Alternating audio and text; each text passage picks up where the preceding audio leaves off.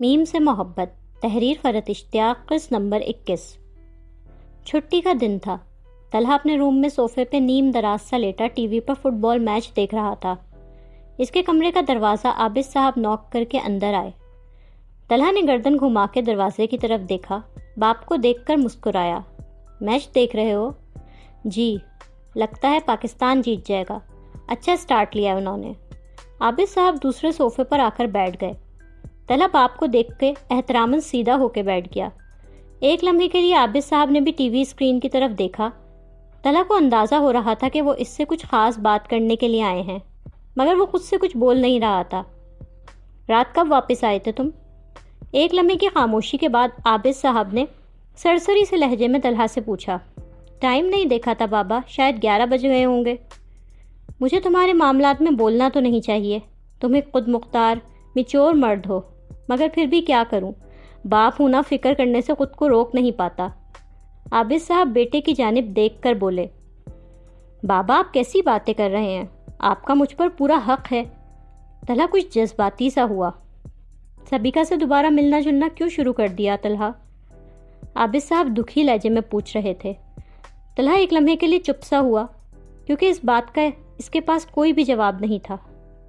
میں تم سے اس کی برائی نہیں کر رہا، مگر بیٹا جس جگہ سے ایک بار چوٹ کھا لیتے ہیں دوبارہ اس راستے پر چلنا حماقت ہوتا ہے۔ عابد صاحب باپ والی شفقت اور فکر مندی سے بولے، بابا آپ غلط سوچ رہے ہیں۔ اس رشتے سے پہلے بھی سبیکا میری کلاس فیلو اور دوست تھی، ہم ایک ہی پروفیشن میں ہیں۔ وہ ایک پروجیکٹ کے سلسلے میں میرے پاس آئی تھی۔ کیا میں بچوں کی طرح ریئیکٹ کروں؟ کیونکہ وہ مجھ سے منگنی توڑ گئی تھی اس لیے میں اس کے ساتھ پروفیشنل تعلق بھی نہ رکھوں؟ میں ایسا امیچور انسان نہیں ہوں بابا، آئی ایم سوری۔ طلحہ بردبار اور سنجیدہ انداز میں بولا۔ عابد صاحب طلحہ کی بات پر چپ سے ہو گئے۔ انہیں اچھی طرح اندازہ تھا کہ سبیکا اس پروجیکٹ کے ذریعے دوبارہ طلحہ کی لائف میں داخل ہونے کی کوشش کرے گی۔ وہ طلحہ سے کچھ اور کہنا چاہتے تھے، مگر طلحہ نے ایک گہرا سانس لیا اور ٹاپک چینج کر دیا۔ بابا شام میں موہت کے ساتھ میرا آؤٹنگ کا پروگرام ہے، آپ بھی ساتھ چلیں گے نا؟ نہیں، تم چچا بھتیجا چلے جاؤ، میں گھر میں آرام کروں گا۔ عابد صاحب سمجھ گئے کہ طلحہ مزید اس موضوع پر کوئی بات نہیں کرنا چاہتا۔ روشی نوین کے کیبن میں اس کے پاس کھڑی تھی، دونوں کسی موضوع پر بڑے مزے میں باتیں کر رہی تھی۔ اسی وقت سبیکا پر اعتماد سے انداز میں چلتی ہوئی طلحہ کے آفس میں آئی۔ اس کے ساتھ اس کی ٹیم کے 2 انجینئرز تھے۔ نوین اور روشی دونوں نے اس کی طرف دیکھا۔ طلحہ نے سبیکا کے ساتھ پروجیکٹ کرنے کی حامی کیا بھری تھی؟ سبیکا کو یہ خوش فہمی ہو گئی تھی کہ ان کے تعلقات پہلے کی طرح بحال ہو گئے ہیں۔ اس کا انداز آنے کا ایسا تھا جیسے یہ آفس اس کی پراپرٹی ہو۔ اس نے نوین کی طرف ایک نظر دیکھتے ہوئے حاکمانہ سے انداز میں پوچھا، طلحہ اندر ہے نا؟ یس میم۔ نوین اس سے امپریس ہوتی سر ہاں میں ہلا رہی تھی۔ روشی سبیکا کا یہ مالکانہ انداز دیکھ کر جل کر رہ گئی۔ سبیکا روشی پر نظر ڈالے بغیر اسی غرور بھرے انداز میں طلحہ کے آفس میں اپنے دونوں ساتھیوں کے ساتھ چلی گئی۔ یہ کیا تھا؟ روشی کچھ ناگواری سے بولی۔ یہ مس سبیکا نوین ہے، پیراگون انجینئرنگ کمپنی سے آئی ہیں، سر طلحہ کی پرانی دوست بھی ہیں۔ نوین سنجیدگی سے بولی تھی۔ روشی شدید خار بھری نظروں سے طلحہ کے آفس کے بند دروازے کو دیکھ رہی تھی جس میں ابھی ابھی سبیکا گئی تھی۔ اس کا بس نہیں چل رہا تھا وہ سبیکا کو طلحہ کے آفس سے باہر نکال دے۔ طلحہ کے ساتھ میٹنگ ختم ہونے کے بعد سبیکا اور اس کے دونوں ٹیم ممبرز طلحہ کے آفس سے جا رہے تھے۔ طلحہ کرٹسی دکھاتا سبیکا کو باہر تک خدا حافظ کرنے آیا۔ سبیکا کے دونوں ساتھی طلحہ سے ہاتھ ملاتے ہوئے خدا حافظ کر کے آگے بڑھ گئے۔ سبیکا طلحہ سے مسکراتی ہوئی ابھی تھوڑی اور باتیں کرنا چاہ رہی تھی۔ اوکے طلحہ، پھر ہم۔ اسی وقت روشی بھاگتی ہوئی وہاں آئی۔ ایکسکیوز می سر۔ طلحہ نے چونک کر روشی کی طرف دیکھا۔ روشی سبیکا کے سامنے طلحہ سے جان بوجھ کر بات کرنے آئی تھی۔ سبیکا جو اس کے سامنے بہت اطراء کے طلحہ کے آفس میں گئی تھی، روشی سے یہ جتانا چاہتی تھی کہ تم آفس پر خوش ہو رہی ہو، میں طلحہ احمد کے گھر تک پہنچی ہوئی ہوں۔ جی مس آیت، طلحہ سنجیدگی سے بولا۔ سبیکا نے روشی کو بہت سرسری سا دیکھا۔ وہ بڑے حق کے ساتھ طلحہ کے برابر میں یوں کھڑی تھی جیسے طلحہ اسی کا ہو۔ روشی نے خار بھری نظریں اس پر ڈالی، پھر بظاہر بہت معصوم بن کے آنکھیں پٹ پٹا کے طلحہ سے بولی، سر آپ سے موہت کے بارے میں بات کرنی تھی۔ موہت کے نام پر سبیکا نے چونک کر روشی کو دیکھا۔ وہ روشی کو نو لفٹ کرانے والا پرغرور تاثر دینا ایک پل میں بھول گئی۔ روشی کے کلیجے میں ٹھنڈ پڑ گئی تھی۔ اگر کوئی ضروری بات نہیں ہے تو بعد میں بات کر لیجیے گا، ابھی میں مصروف ہوں، طلحہ سنجیدگی سے بولا۔ مگر روشی تو آئی ہی جان بوجھ کر تھی، یوں جیسے اس نے طلحہ کی انڈائریکٹ بات سمجھی ہی نہ ہو۔ اس طرح اسی سادہ اور معصوم لہجے میں بولی، موہت کو اسکول میں سائنس پروجیکٹ ملا ہے، سولر سسٹم بنانا ہے، عابد انکل کہہ رہے تھے میں اس کی ہیلپ کر دوں۔ سبیکا اب اس لڑکی کو سر سے پاؤں تک گھور گھور کر دیکھ رہی تھی کہ یہ ہے کون جو موہت اور عابد انکل سب سے کلوز ہے۔ طلحہ یہ سمجھ چکا تھا کہ روشی کیا کر رہی ہے۔ اسے سمجھ میں آ گیا تھا کہ روشی سبیکا کے سامنے جان بوجھ کر عابد صاحب اور موہت کا ذکر کر رہی ہے، ایک بے وقوفانہ سی بات نکال کے۔ مگر اپنا بردبار انداز برقرار رکھتے اس نے سنجیدگی سے روشی کو جواب دیا، تو اس سلسلے میں میں کیا کر سکتا ہوں؟ ویسے تو عابد انکل نے کہا ہے کہ میں اس کی ہیلپ کرا دوں، مگر میں نے سوچا آپ سے بھی پوچھ لوں۔ ایکچولی بعض پیرنٹس ہی پسند نہیں کرتے نا کہ ان کے بچوں کو پروجیکٹ میں کوئی ہیلپ کروائے۔ وہ سبیکا کو جلانے کے لیے جان بوجھ کر بغیر رکے بے تکی اور لمبی بات بولے چلی جا رہی تھی۔ اب دیکھیں نا، اتنے چھوٹے سے بچے کو اسکول والوں نے اتنا مشکل پروجیکٹ۔ ٹھیک ہے آپ ہیلپ کروا دیں، اب میں جاؤں؟ طلحہ اندر ہی اندر خون کے گھونٹ پیتا ہوا بولا، جی تھینک یو سر۔ طلحہ اور سبیکا آفس کے مین ڈور کی طرف مڑے، روشی اپنے کیبن کی طرف مڑی۔ روشی کے چہرے پر فاتحانہ تاثرات تھے۔ وہ سبیکا کے سامنے اپنی اہمیت اسٹیبلش کرانے میں کامیاب ہو گئی تھی، چاہے بے وقوفانہ حرکت ہی کر کے کیوں نہ ہو۔ مگر سبیکا جیسی نکریلی کو یہ تو بتا دیا نا اس نے کہ وہ عابد انکل اور موہت کی فیوریٹ ہے۔ سبیکا جو عام حالات میں روشی جیسی مست ملنگ لڑکی کو سرے سے کوئی اہمیت ہی نہیں دیتی، وہ اس لڑکی سے عابد صاحب اور موہت کا ذکر سننے کے بعد بے چین سی ہو گئی تھی۔ اپنا تجسس چھپاتے ہوئے اس نے سنجیدگی سے طلحہ سے پوچھا، یہ کون تھی؟ انٹرن ہے یہاں پر، طلحہ لاپرواہ انداز میں بولا۔ ایک انٹرن کا انکل اور موہت سے تعلق کب سے بننا شروع ہو گیا؟ سبیکا نے جتانے والے لہجے میں پوچھا۔ وہ بابا کے دوست کی بیٹی ہے، طلحہ نے ایسے بولا جیسے روشی اس کے لیے بالکل بھی اہم نہ ہو۔ سبیکا روشی سے انسیکیور ہو گئی تھی، اسے خطرے کا احساس ہو رہا تھا اس لڑکی سے۔ عجیب اسٹوپڈ سی لگی مجھے، تم اتنے نان سیریس لوگوں کو کب سے ہائر کرنے لگے؟ سبیکا اس کا ذکر ناگواری سے کر رہی تھی۔ نہیں، آیت خاصی ذہین لڑکی ہے۔ طلحہ روشی کی برائی سن نہیں سکا تھا، اس کے منہ سے بے ساختہ نکلا۔ سبیکا نے بغور طلحہ کی طرف دیکھا، طلحہ کا چہرہ بالکل سنجیدہ تھا۔ سبیکا اندر ہی اندر روشی سے جلن محسوس کر رہی تھی، اسے طلحہ کے منہ سے روشی کی تعریف اچھی نہیں لگی۔ اسی وقت لفٹ اوپر آ گئی۔ طلحہ نے لفٹ کے کھلے دروازے کی طرف اشارہ کیا اور باوقار سے لہجے میں بولا، لفٹ آ گئی، خدا حافظ سبیکا۔ سبیکا کچھ خدشات لیے وہاں سے چلی گئی۔ روشی ہاتھ میں چپس کا بھرا ہوا پیالہ لیے دادی کے کمرے میں آئی۔ وہ اپنے مخصوص لاپرواہ حلیے میں تھی، ڈھیلا ڈھالا پاجامہ، اوپر ٹی شرٹ جو بہت لوز سی تھی، بالوں کا موڑ کر اس نے بن بنا رکھا تھا۔ دادی کمرے میں صوفے پر بیٹھی کوئی سویٹر بن رہی تھی۔ روشی حسب عادت زور سے دروازہ کھول کے اندر آئی، اس لیے دادی نے چونک کر چشمے کے اوپر سے دیکھا۔ اوپر سے نیچے تک اس کے حلیے اور چپس کھانے دونوں کو انہوں نے ناپسند کیا۔ ٹوکنے والے لہجے میں بولی، روشی تھوڑی تو لڑکیوں والی نزاکت اپنے اندر لے آؤ، یہ سیڑھیاں پھلانگنا، بچوں کی طرح بھاگ دوڑ کرنا کب چھوڑو گی؟ اور یہ حلیہ کیا بنا کے رکھتی ہو تم؟ کیا برائی ہے میرے حلیے میں؟ اچھا بھلا تو ہے، روشی نے لاپرواہی سے بولا۔ دادی نے سمجھانے والے انداز میں بولا، ذرا آج کل کی لڑکیوں کو دیکھو کیسے تیار ہوتی ہیں، اپنے لباس، اسکن، بالوں اور وزن کا کیسا خیال رکھتی ہیں۔ ایک تم ہو سر جھاڑ منہ پھاڑ۔ ہم جیسے ہیں ویسے ہی بہت اچھے ہیں دادی جان، روشی لاپرواہی سے چپس منہ میں ڈالتی ہوئی بولی۔ دادی اس کا بات نہ سمجھنے کا موڈ دیکھ کر دوبارہ کام میں مصروف ہو گئی۔ روشی چپس کھاتے کھاتے اپنے موبائل پر انسٹا کھول رہی تھی۔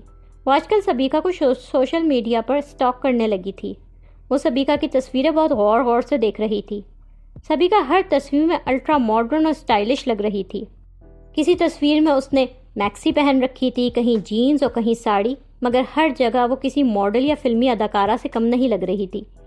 روشی ان تصویروں کو دیکھ کر انسیکیور اور جیلس ہوئی۔ فیک لگتی ہے یہ پوری کی پوری، روشی جلن بھرے لہجے میں بولی۔ اس نے سبیکا کے ساتھ اپنا موازنہ کیا۔ روشی نے چپس کا پیالہ سامنے میز پر رکھا، اپنے دونوں ہاتھوں اور پیروں کو سامنے رکھ کے دیکھا، اس کے مینی پیڈی ہوئے بغیر ہاتھ پیر جو بالکل سادے لگ رہے تھے۔ روشی نے طلحہ کو سوچتے ہوئے دادی سے اپنے بارے میں پوچھا، دادی جان لڑکوں کو کیسی لڑکیاں اچھی لگتی ہیں؟ یہ تو بڑا عجیب سا سوال ہے، ہر کسی کی اپنی اپنی پسند ہوتی ہے، دادی نے بردباری سے جواب دیا۔ لیکن پھر بھی خوبصورت، ایک اسٹائلش ویل ڈریس لڑکی لڑکے کو زیادہ اچھی لگے گی یا میرے جیسی مست ملنگ؟ روشی نے سیدھا سوال پوچھا۔ دادی جواباً سنجیدگی سے بولی، اگر لڑکا ذہین اور سمجھدار ہوگا تو جس کا دل زیادہ خوبصورت ہوگا لڑکا اسے پسند کرے گا۔ دادی بغور روشی کو دیکھتے ہوئے بولی، لیکن تم یہ سوال کیوں کر رہی ہو؟ ویسے ہی آپ کہہ رہی تھی نا لڑکیوں کو بہت تیار ہو کے رہنا چاہیے. وہ بات بتاتے ہوئے فوراً وہاں سے اٹھ گئی. دادی گہری پرسوچ نظروں سے وہاں سے جاتا ہوا دیکھ رہی تھی. انہیں روشی کا سوال بے مقصد نہیں لگا تھا. صدف ابھی آفس سے واپس آئیں، اپنا بیگ سائڈ ٹیبل پر رکھ رہی تھی. روشی جذباتی سے انداز میں ان کے پاس آئی اور آتے ہی ان سے فرمائشی لہجے میں بولی، ممی مجھے آپ کے ساتھ سیلون جانا ہے. ماہی کی شادی تک پر تو تم سیلون گئی نہیں، اب اچانک کہاں سے شوق چڑھ گیا ہے؟ صدف حیرت سے روشی کو دیکھ رہی تھی.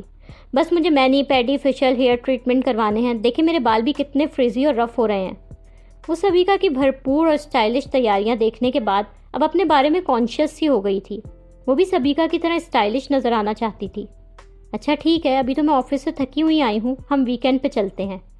آپ نہیں چاہتی آپ کی بیٹی خوبصورت لگے؟ یونیورسٹی اور آفس میں ساری لڑکیاں اتنی پیاری پیاری تیار ہو کے آتی ہیں اور ایک میں ہوں. روشی بچکانہ انداز میں ماں سے ضد کر رہی تھی. تم بہت پیاری ہو روشی، سیلون جانا چاہ رہی ہو اچھی بات ہے، لیکن کسی سے امپریس ہو کے کچھ کرنے کی ضرورت نہیں. صدف نے مسکرا کے محبت سے بولا، ممی مجھے نہیں پتا، بس مجھے بھی الٹرا ماڈرن ایلیگنٹ اور اسٹائلش لگنا ہے. ماہی شادی ہو کے عمر کو پیاری ہو گئی، اس کے پاس میرے لیے ٹائم ہی نہیں ہے. اب آپ مجھے لے کے چلیں، میرا میک اوور کرائیں. وہ ناراضگی بھرے انداز میں بول رہی تھی. بس جو تمہارے دماغ میں سوار ہو جاتا ہے وہ تم کر کے چھوڑتی ہو، صبر تو تم میں نام کو نہیں ہے. اچھا بابا چلو. صدف روشی کے ساتھ جانے کے لیے تیار ہو گئی. اگلے دن آفس میں سب اپنے معمول کے کاموں میں مصروف تھے. نوین محسن سے کچھ بات کر رہی تھی. اسی وقت روشی آفس میں انٹر ہوئی. روشی سبیکا جیسا بننے کی کوشش کرتی آج خوب تیار ہو کے آفس آئی تھی. اس نے برانڈ کا بزنس سوٹ پہن رکھا تھا، پیروں میں سبیکا کی طرح کی ہائی ہیلز تھیں.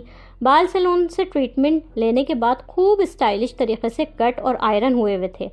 صدف سے ادھار لے کے ان کی جیولری اور مہنگا سا بیگ بھی لے لیا تھا اس نے. ایک نظر میں وہ کسی انجینئرنگ فرم کی انٹرن سے زیادہ ایک ماڈل لگ رہی تھی. آنکھوں پر سے سن گلاسز اتار کے اس نے اسٹائلش سے سر پر اسے ٹکا لیا. وہ سبیکا کے انداز کو کاپی کر کے چلنے کی کوشش کر رہی تھی، مگر ہائی ہیلز پہننے کی اسے پریکٹس نہیں تھی. وہ اندر قدم رکھتے ہی لڑکھڑا سی گئی تھی. خود کو گرنے سے بچاتی جلدی سے سیدھی ہوئی. اپنے کام چھوڑ کے سب نے روشی کو تعجب سے دیکھا. تمہیں کیا ہوا ہے؟ نوین ہنستے ہوئے بولی. کچھ نہیں. روشی لاپرواہی سے شانے جھٹک کر بولی. چلتے چلتے دوسری بار اس کا پیر مڑتے مڑتے بچا تو اب وہ رک رک کے سنبھل کے چلتی ان لوگوں کے قریب آ گئی. کل تک تو آپ اچھی بھلی تھی، یہ ایک ہی دن میں کیا ہو گیا آپ کو؟ محسن چھیڑنے والے انداز میں بولا. فرحان اسی وقت اپنے آفس سے کسی کام سے نکلے. انہوں نے روشی کو رک کے بغور دیکھا جو چابی کی گڑیا کی طرح چل رہی تھی. ایسے کیوں چل رہی ہیں؟ پیر میں چوٹ لگی ہے کیا مس آیت؟ روشی نے کوئی جواب نہیں دیا. اصل میں مس آیت آج جاگرز کے بجائے ہائی ہیلز پہن کے آئی ہیں، اس لیے پھیل دوج کھیلتی لگ رہی ہیں. محسن شرارت سے مسکراتے ہوئے بولا. محسن اور نوین مسکرا رہے تھے. فرحان سنجیدہ چہرہ بنا کے بولا، مس آیت یہ ذرا ڈرافٹ مین کو دے آئیں. فرحان نے ہاتھ میں پکڑی انجینئرنگ ڈرائنگ روشی کو دی. روشی نے اس کے ہاتھ سے ڈرائنگ لی اور سنبھل کے چلتی ڈرائنگ ہال میں گئی. سب اس کو جاتا دیکھ کر مسکرا رہے تھے. وہ بہت سلو چلتی ہوئی ڈرائنگ ہال میں انٹر ہوئی. اس سے ہائی ہیل میں بالکل نہیں چلا جا رہا تھا. وہ بہت سنبھل کے قدم رکھ رہی تھی. وہاں طلحہ ڈرافٹ مین کے پاس کھڑا اس سے کچھ بات کر رہا تھا. حامد وہاں ان لوگوں کو چائے دینے آیا تھا. حامد ڈرافٹ مین کے قریب جیسے ہی پہنچا اس کے پیچھے آتی روشی کا پیر مڑا اور وہ توازن برقرار نہیں رکھ سکی. اس نے پیچھے سے حامد کو پکڑا. نتیجتاً حامد لڑکھڑایا اور اس کے ہاتھ میں موجود چائے کا کپ بورڈ پر لگی ڈرائنگ کے اوپر سے گرتا ہوا طلحہ اور ڈرافٹ مین کے کپڑوں پر چائے کے نقش و نگار بناتا فرش پر گر کے ٹوٹ گیا. ڈرافٹ مین کے ڈرائنگ بورڈ پر لگی ڈرائنگ پوری چائے کے نشانات سے بھر گئی. روشی اور حامد تو گرنے سے بچ گئے مگر ڈرائنگ کا نقصان ہو گیا. طلحہ اور ڈرافٹ مین اس ناگہانی آفت سے گھبرا کے پیچھے ہٹے اور دونوں نے اپنے کپڑے جھاڑے. طلحہ حامد کے اوپر خفا ہوتا ناراضگی سے بولا، یہ کیا حرکت ہے حامد؟ سر میری غلطی نہیں ہے، یہ مس آیت، انہوں نے مجھے پیچھے سے بازو پکڑ لیا تھا. حامد بوکھلا کے صفائی پیش کر رہا تھا. اب طلحہ نے پیچھے کھڑی روشی کو سر سے پاؤں تک دیکھا جو ہائی ہیلز پہن کر ڈس بیلنس سی کھڑی تھی. طلحہ نے ملامت کرتی ایک نظر روشی پر ڈالی اور گردن افسوس سے ہلاتا وہاں سے چلا گیا. روشی بری طرح شرمندہ اور کھسیانی ہو رہی تھی. اس نے پیروں میں سے دونوں سینڈلز اسی لمحے اتارے. سبیکا جیسا بننا تمہارے بس کی بات ہی نہیں ہے روشی. ایک ہاتھ میں دونوں سینڈلز پکڑ کے وہ ڈرافٹ مین کے پاس آئی اور حامد کے ہاتھ سے ڈسٹر لے کے ڈرافٹ مین کی قمیض اور ڈرائنگ پر گھبراہٹ میں جلدی جلدی کپڑا مارنے لگی. آئی ایم سو سوری، آپ جلے تو نہیں؟ چائے بہت گرم تھی نا. آپ کو یہ سوجی کیا 6 انچ کی سینڈل پہننے کی؟ ڈرافٹ مین ہنس کے بولا. بس غلطی ہو گئی مجھ سے، روشی شرمندہ ہوئی۔ روشی وہاں سے ہاتھ میں سینڈل پکڑے ننگے پاؤں ڈرائنگ ہال سے باہر نکلی۔ طلحہ اپنی شرٹ پر سے چائے کے نشان صاف کرنے کے بعد واپس ڈرائنگ ہال کی طرف آ رہا تھا۔ ڈرائنگ ہال کے باہر کوریڈور میں دونوں کا آمنا سامنا ہوا۔ طلحہ نے روشی کے ہاتھ میں سینڈلز دیکھ لی تھی۔ اس نے شرمندہ ہو کے اپنا سینڈل والا ہاتھ کمر کے پیچھے چھپا لیا۔ روشی ننگے پاؤں آکورڈ سی حالت میں طلحہ کے سامنے کھڑی تھی۔ طلحہ سے بغور دیکھتا ہوا سنجیدگی سے بولا، کوئی پرابلم ہے آپ کے ساتھ؟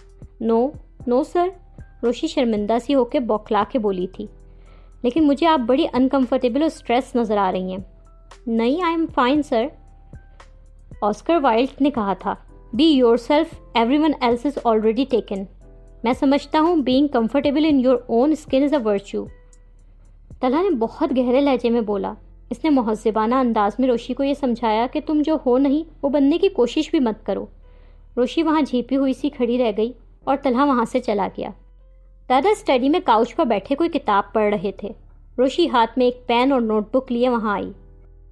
روشی چاہتی تھی کہ سبیکا اور طلحہ جس پروجیکٹ میں مل کر کام کرنے والے ہیں اس میں روشی بھی شامل ہو جائے۔ وہ دادا سے بولی، دادا جان مجھے آپ سے کام ہے۔ خدا خیر، اب کیا کرنے والی ہو لڑکی؟ دادا روشی کو چھیڑنے والے انداز میں بولے۔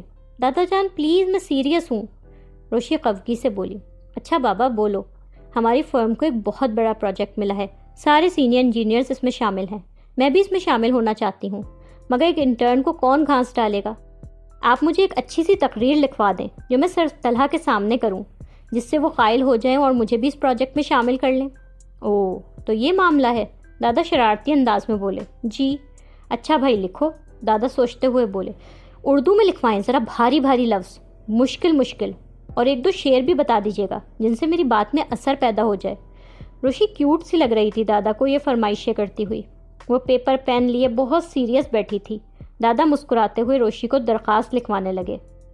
اگلے دن طلحہ آفس سے جلدی جا رہا تھا۔ روشی جو یونیورسٹی سے اسی وقت آفس آئی تھی، اسے آتے ہی پتہ چلا کہ طلحہ آفس سے آج جلدی نکلنے لگا ہے۔ وہ طلحہ کے پیچھے بھاگتی ہوئی بیسمنٹ میں آ گئی۔ طلحہ اپنی گاڑی کا دروازہ کھولنے ہی لگا تھا کہ روشی دور سے چلائی، سر ایک منٹ، سر رکیں پلیز۔ پارکنگ میں اس وقت بالکل خاموشی تھی، اس لیے روشی کی آواز سب طرف گونجی۔ طلحہ نے مڑ کے اسے دیکھا، وہ رک گیا۔ روشی ہانپتی کانپتی بھاگتی ہوئی طلحہ کے پاس آئی۔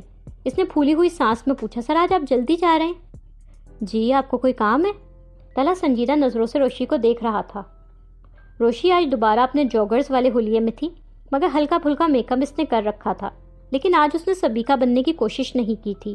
یہ چیز طلحہ نے بہت غور سے نوٹس کی۔ جی بولے مسایت؟ روشی نے نظریں جھکا کے سنجیدگی سے بولنا شروع کیا۔ وہ باقاعدہ رٹا مار کے آئی تھی۔ ٹرین کسی رفتار میں فل اسپیڈ میں بولے جا رہی تھی۔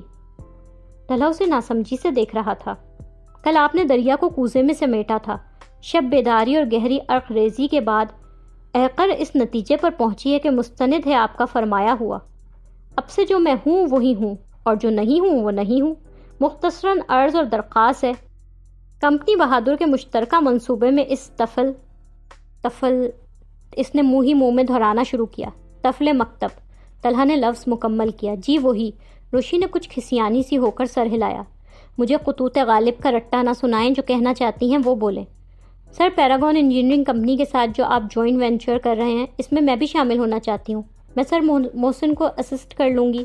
آئی پرومس سر، میں بہت دل لگا کے اچھا کام کروں گی، آپ کو شکایت کا بالکل کوئی موقع نہیں دوں گی۔ اس بار اس نے سادہ الفاظ استعمال کیے۔ اوکے، ویسے یہ بات آپ آسان اردو میں بھی کہہ سکتی تھی۔ طلحہ کی آنکھوں میں ہلکی سی شرارت آئی۔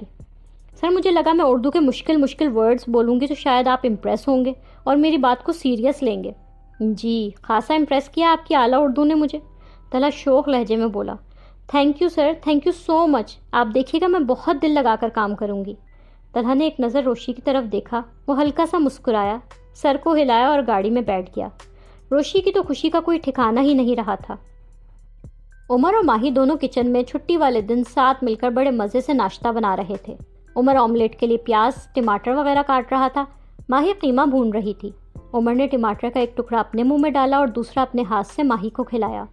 ان دونوں کے درمیان بھرپور پیار اور انڈرسٹینڈنگ تھی۔ ماہی عمر کی طرف دیکھ کے پیار سے بولی، عمر میں ناشتہ بنا لیتی، تم خواہ مخواہ اٹھ کر آ گئے ہو، چھٹی کا دن تھا، ریسٹ کر لیتے آج۔ چھٹی کا دن تو تمہارا بھی ہے، پھر تو ریسٹ تمہیں بھی کرنا چاہیے۔ ماہی اس کے برجستہ جواب پر چپ ہوئی۔ دونوں ایک دوسرے کی طرف دیکھ کر مسکرا رہے تھے۔ عمر پیار سے ماہی کی طرف دیکھتا ہوا بولا، میں رشتوں میں برابری پر یقین رکھتا ہوں۔ ہم لائف پارٹنرز ہیں تو زندگی ساتھ مل جل کر ہی تو گزارنی ہے۔ میں لکی ہوں جو اتنی پازیٹیو سوچ رکھنے والا ساتھی مجھے ملا ہے۔ ماہی مسکرا کے بولی، میں زیادہ لکی ہوں، زندگی کو تم نے آ کے بہت مکمل اور خوبصورت بنا دیا ہے ماہی۔ عمر محبت سے سرشار لہجے میں ماہی کے کندھے کے گرد ہاتھ رکھتا ہوا بولا، میں نے ہمیشہ ممی اور بابا کے کپل کو آئیڈیلائز کیا تھا۔ وہ دونوں پروفیشنل لوگ ہیں، گھر سے باہر بھی کام کرتے ہیں، گھر کی ذمہ داریاں ہوں یا پروفیشنل لائف، دونوں معاملات دونوں مل جل کے حل کرتے ہیں۔ کاش تمہاری طرح میں بھی یہ کہہ سکتا، مگر ہمارے گھر کا حال تو تمہیں اچھی طرح پتہ ہے، یہاں بیلنس کا شدید فقدان ہے۔ عمر کچھ شرمندہ سا ہوا تھا۔ ماں کا جو باپ کے ساتھ رویہ تھا، عمر کو اس پر بہت اعتراض تھا۔ عمر مجھے پھپھا جان کے لیے کبھی کبھی بہت برا لگتا ہے، ماہی سنجیدگی سے بولی۔ ہسبینڈ اور سرونٹ میں کچھ تو ڈفرینس ہو، پھپھو کبھی کبھی ان کے ساتھ بہت زیادہ زیادتی کر جاتی ہیں۔ ماہی قدرے صاحب کو لہجے میں بولی، کبھی کبھی؟ بابا بیچاری کی تو انہوں نے ساری شخصیت کو ہی مار ڈالا ہے، ابھی ہی دیکھ لو، کووڈ ٹیسٹ نیگیٹو آنے کے باوجود انہیں کمرے میں واپس نہیں آنے دے رہی۔ عمر کو ماں کی ان حرکتوں سے بہت اختلاف تھا۔ بیماری میں بھی پھوپھا جان کا پھپھو نے بالکل بھی خیال نہیں رکھا۔ تم یہ سب خاموشی سے کیسے دیکھ لیتے عمر؟ ماہی اداسی سے بولی، یار میں سچ بولوں تو شاید میں امی بابا کے ساتھ ان رویوں کا عادی ہو گیا ہوں، پھر جب بابا ہی کچھ نہیں بولتے تو میں کیا کروں؟ عمر سنجیدگی سے بولا، لیکن یہ غلط رویہ ہے، مجھے لگتا ہے پھپھو کو احساس دلائے جانے کی شدید ضرورت ہے۔ وہ بری نہیں ہے، مگر کسی بھی رشتے کو فار گرانٹیڈ لینا تو بالکل غلط ہے نا۔ ماہی کے دماغ میں کوئی سوچ چل رہی تھی۔ عمر چپ چاپ اس کی طرف دیکھ رہا تھا۔ ایک اس ریسٹورانٹ کے اسموکنگ ایریا میں آؤٹ ڈور جگہ پر شارق اور اس کا دوست بیٹھے، دونوں اسموکنگ کر رہے تھے۔ شارق کے انداز میں ایک واضح تلخی تھی، وہ انٹرویو میں ریجیکٹ اور انسلٹ ہونے پر شدید غم و غصے کا شکار تھا۔ کیا یار منہ لٹکائے کیوں بیٹھے ہو، ایک جاب ہی ہے نا، مل جائے گی۔ دوست سگریٹ کا کش لیتے ہوئے بولا، تمہاری طرح کسی جاگیردار وڈیرے کا بیٹا نہیں ہوں کہ کچھ بھی نہ کروں تو بھی کوئی فرق نہیں پڑے گا مجھے۔ شارق چڑھ کر بولا، اچھا لڑکیوں کی طرح آپ تانے کیوں دے رہے ہو، کتنے پیسے چاہیے مجھ سے لے لو۔ دوست ہنس کے بولا، بات پیسوں کی نہیں ہے یار، میرے کریئر کی بات ہے۔ پیسہ تو ڈیڈی بھی کویت سے بھیج دیتے ہیں، مگر جو اتنے مہینوں سے میں جاب لیس گھوم رہا ہوں، اس پر وہ ہر فون کال پر دل بھر کے مجھے بے عزت کرتے ہیں۔ شارق بے حد غصے میں بول رہا تھا، اتنا اچھا تمہارے کریئر کا سٹارٹ ہوا تھا، اتنی بڑی فرم میں جاب مل گئی تھی۔ دوست افسوس سے بولا، اور وہ سب ایک پل میں ہی ختم ہو گیا، صرف اور صرف اس لڑکی کی وجہ سے۔ ویسے میرے ساتھ گھوم پھر رہی تھی، لنچ کر رہی تھی، میں پارٹی پر کیا لے گیا، اچانک نیک پروین بن گئی۔ شارق روشی کا ذکر نفرت سے کر رہا تھا۔ ویسے میں تمہاری جگہ ہوتا نا تو کب کا اس سے بدلہ لے چکا ہوتا، اٹھوا لیتا اسے، تمہیں زخمی کیا اس نے، پھر تھپڑ مارا اور جاب سے بھی نکلوا دیا۔ تم پتہ نہیں کیسے مرد ہو۔ دوست اسے روشی سے بدلہ لینے کے لیے اکسا رہا تھا۔ چھوڑوں گا نہیں میں اسے، بدلہ لوں گا، مگر میرا بدلہ جذباتی انتقام نہیں ہوگا۔ اس نے تو صرف طلحہ کے سامنے مجھے تھپڑ مارا تھا نا، جو تھپڑ میں اسے ماروں گا اس کی تکلیف وہ زندگی بھر نہیں بھولے گی۔ بس ایک بار مجھے جاب مل جانے دو، پھر دیکھنا میں آیت سلیمان کے ساتھ کرتا کیا ہوں۔ شارق ایک ایک لفظ چبا چبا کے نفرت سے بول رہا تھا، اس کی آنکھیں انتقام کے جذبات سے بھری ہوئی تھی۔ روہیل بدستور اغوا تھا، وہ کرسی پر بیٹھا، سنی دوسری کرسی پر بیٹھا ہوا اونگ رہا تھا، اس کا دوسرا بدماش ساتھی موبائل پر گیم کھیل رہا تھا۔ سنی اور اس کا ساتھی اب روہیل کو اغوا کر کے پچھتا رہے تھے۔ اس نے کھانا منگوا کر ان دونوں کا دیوالیہ نکال دیا تھا۔ بار بار اسے بھوک لگتی اور وہ کچھ کھانے کو مانگتا۔ روہیل تو یوں فرمائشیں کر رہا تھا جیسے اب واقعی اپنی سسرال میں بیٹھا ہو۔ اتنی دیر ہو گئی ہے، مجھے کھانا کب کھلاؤ گے؟ ابھی 6 پوریاں حلوے اور چنے کے ساتھ کھا کے بیٹھے ہو، ہاتھی ہو کیا؟ بدماش گھور کے بولا، اغوا کیا ہے تو اس کے تقاضے بھی پورے کرو۔ دوپہر کے کھانے میں کننا گوشت اور لوکی کا حلوہ کھانے کا دل چاہ رہا ہے میرا، کولڈ ڈرنک سفید والی لانا۔ روہیل اطمینان سے بولا، سسرال میں نہیں بیٹھا تو، سنی نے جل کر کہا۔ اسی وقت زوردار آواز کے ساتھ دروازہ کھلا اور فلمی انداز میں جیسمین اندر آئی۔ نہیں نہیں، میرے روہیل کو کوئی اغوا نہیں کر سکتا۔ سنی، اس کا ساتھی بدماش اور روہیل تینوں جیسمین کو دیکھ کے حیران ہوئے۔ جیسمین تم یہاں کیوں آئی ہو؟ سنی بولا، میں تمہیں اپنا سہاگ اجاڑنے کی اجازت نہیں دے سکتی۔ ہاں روہیل، میں تمہیں کچھ نہیں ہونے دوں گی۔ جیسمین فلمی انداز میں تیز تیز سانس لے رہی تھی۔ اس نے سنی کا گریبان جھنجھوڑا۔ یہ کب سے تمہارا سہاگ ہو گیا اور تم یہاں کر کیا رہی ہو؟ سنی نے چڑھ کر اپنا گریبان چھڑوایا۔ شکر ہے میں نے اماں کی باتیں سن لی اور یہاں آ گئی، ورنہ تم نے تو میرے سہاگ کے سرخ جوڑے کو سفید کفن میں بدل دینا تھا۔ جیسمین پرانی فلمی ہیروئن کی طرح بول رہی تھی۔ بھائی یہ دلہن میری ایک رات کی کا ڈائلاگ نہیں ہے؟ دوسرا بدماش بے ساختہ سنی سے پوچھ رہا تھا۔ ارے میری بات سنو ملکہ جذبات، ہم تمہاری شادی کے لیے اسے اٹھا کر لائے تھے۔ اس کی ماں کو دھمکیاں بھی دی، مگر مجال ہے جو وہ ٹس سے مس بھی ہوئی ہو۔ ماں کو بیٹے کی پرواہ ہی نہیں، اور یہ باولا ماں کے بغیر نکاح کے لیے تیار ہی نہیں، تو اب جان سے ہی جائے گا سالہ، سنی نے بہن کو سمجھایا۔ نہیں، جیسمین چلا کے بولی، روہیل میرا پہلا اور آخری پیار ہے سنی، اگر یہ نہیں رہا تو میں بھی زندہ نہیں رہوں گی۔ تمہیں مارنا ہے تو ہم دونوں کو ساتھ مار دو۔ روہیل اس کی بات پر ڈر کے تھوڑا پیچھے ہٹا۔ میں نے تو چنیوٹ سے لکڑی منگوانے کے لیے 5 لاکھ ایڈوانس بھی دے دیا ہے، ابھی تو لکڑی وہاں سے اٹھائی بھی نہیں، کاروبار میں گھاٹا ہو جائے گا، ابھی نہیں مارو مجھے۔ ارے گھامڑ لڑکی تیرے پیچھے فلمی ہیروئن کی طرح بھاگتی ہوئی آئی ہے اور تجھے لکڑی کی پڑی ہے؟ بس تجھے مار کے قصہ ہی ختم کرتا ہوں تیرا آج۔ سنی نے ریوالور تانا۔ جیسمین روہیل کا ہاتھ تھام کے اس کے ساتھ کھڑی ہو گئی۔ پیار کیا تو ڈرنا کیا، ہمارے پیار کی داستان امر ہو جائے گی روہیل۔ آج ہم دل کا حال کہیں گے چاہے زمانہ جان لے لے۔ موت وہی ہوتی ہے جو دنیا دیکھے، ہم دونوں نے چھپ چھپ کے آہیں بہت بھر لیں۔ خدا کے واسطے اب کسی اور گانے کی تشریح نہ کرنا، سنی اصلی میں گولی چلا دے گا۔ سنی نے ریوالور لوڈ کیا۔ روہیل گھبرا کے جیسمین سے بولا، مگر مجھے ایک گانا اور بھی یاد آ گیا روہیل۔ جیسمین حاضر ہے محبت کی سزا پانے کو، کوئی گولی سے نہ مارے میرے روہیل کو۔ سنی بیزاری سے بہن کو گھور رہا تھا۔ بہت ہو گیا تم دونوں کا ڈرامہ، جیسمین پیچھے ہٹ جاؤ، اس فرنیچر والے کی منگوائی لکڑی سے اسی کا تابوت بنواؤں گا۔ سنی چڑھ کر بولا، تم لوگوں کی انہی بدماشیوں کی وجہ سے میرا رشتہ کہیں نہیں ہو پاتا۔ ہر کسی نے مجھے ٹھکرا دیا کہ لڑکی کے بھائی تو 2 نمبر کام کرتے ہیں، یہ ایک شریف انسان ملا ہے تو یہاں بھی تم اپنی بدماشی دکھانے آ گئے ہو بھائی۔ جیسمین سچ مچ غصے میں آ گئی تھی، وہ جذباتی انداز میں رونے لگی تھی۔ بدماش اور سنی دونوں کی آنکھوں میں آنسو آ گئے۔ روہیل بھی جیسمین کو دیکھ کر رونے لگا۔ اپنے آنسو پوچھتا ہوا جیسمین کا ہاتھ پکڑ کے جذباتی سے انداز میں بولا، جیسمین تم نے میری آنکھیں کھول دیں، میں روشی جیسے سراب کے پیچھے بھاگ رہا تھا، سچی محبت تو تم کرتی ہو مجھ سے، میری خاطر سینے پر گولی کھانے کے لیے بھی تیار ہو گئی۔ معاف کر دیں بھائی روہیل کو، بدماش سنی سے بولا۔ جیسمین مجھے معاف کر دو میری بہن، تمہاری خاطر اب ہم بھائی یہ سارے غلط دھندے چھوڑ دیں گے، تمہارا یہ بھائی تمہارے ہونے والے سہاگ کی قسم کھاتا ہے، اب سے بس حلال روزی کمائیں گے۔ روہیل اور جیسمین دونوں ایک دوسرے کی طرف محبت بھری نظروں سے دیکھ رہے تھے۔ سنی اور بدماش اپنے آنسو پوچھ رہے تھے۔ لائک، کامنٹس، شیئر کریں اور تازہ ترین اپڈیٹس کے لیے سبسکرائب کریں۔